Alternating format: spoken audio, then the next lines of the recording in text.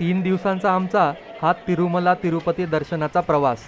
आज आहे पहिला दिवस, ज्यात आम्ही तिरुपती शहरातील देवस्थानांचे दर्शन घेतले.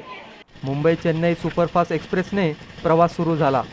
तिरुपती स्टेशनपासून साधारण 10 किलोमीटरवर, पण तिरुमलासाठी थेट सोय असलेल्या रेनीगुंटा स्टेशनला आम्ही दुपारी 2ला पोहोचलो. मुक्काम स्टेशनपाशीच केला आणि जेवण बी कसं अगदी आपल्या महाराष्ट्रीयन पद्धतीचं मिळालं.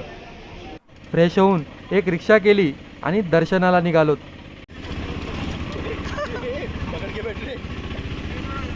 सगळ्यात आधी आम्ही पोहोचलोत श्री गोविंदराज स्वामी मंदिरात.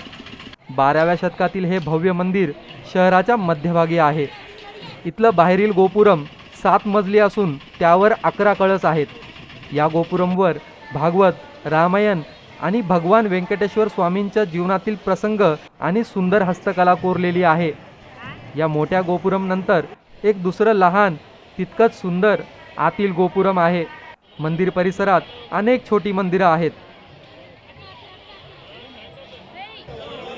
आणि तिरुमलाप्रमाणे इथं पण वर्षभर विविध उत्सव आणि विधी साजरे होतात. हे गोविंदराज स्वामी म्हणजे आपल्या व्यंकटेश्वर स्वामींचे थोरले बंधू. भगवान व्यंकटेश्वरांच्या विवाहासाठी राजा कुबेराकडून जी प्रचंड संपत्ती आली होती, त्याचं सगळं नियोजन आणि व्यवस्थापन यांनीच पाहिलं होतं. म्हणून आपली संपत्ती वाढावी आणि तिचं नियोजन चांगलं व्हावं, यासाठी भाविक इथं नतमस्तक व्हायला येतात.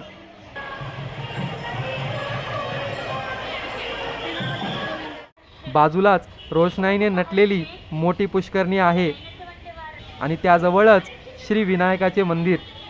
तिथून आशीर्वाद घेऊन 3 किलोमीटरवर तिरुमला टेकड्यांच्या पायथ्याशी वसलेल्या कपिलेश्वर स्वामींच्या दर्शनाला गेलोत.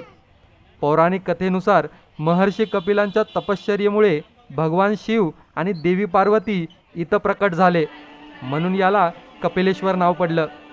डोंगरातून येणारं पवित्र पाणी थेट कपिला तीर्थम नावाच्या पुष्करणीत पडतं. रात्रीच्या वेळी हा सगळा परिसर रंगबिरंगी लाईट्सनी उजळून निघतो. दर्शन घेऊन काही वेळ इथंच घालवला. शांत वातावरण आणि भक्तीची अनुभूती. दिवसाच्या शेवटी आम्ही पोहोचलो तिरुचानूरला. भगवान व्यंकटेश्वरांच्या पत्नी देवी पद्मावतीचे हे निवासस्थान. मंदिराच्या आख्यायिकेनुसार जेव्हा इथल्या पद्म पुष्करणीत सुवर्ण कमळावर देवी महालक्ष्मी देवी पद्मावतीच्या रूपात प्रकट झाल्या, तेव्हापासून हे ठिकाण अलीमेलू मंगपुरम या नावाने प्रसिद्ध झालं. अशी श्रद्धा आहे की तिरुमलाला जाण्याआधी देवीचा आशीर्वाद घेणं खूप महत्त्वाचं असतं. रात्री 9 वाजता देवीचं दर्शन झालं आणि पहिल्या दिवसाचा आमचा हा प्रवास सुफळ संपूर्ण झाला.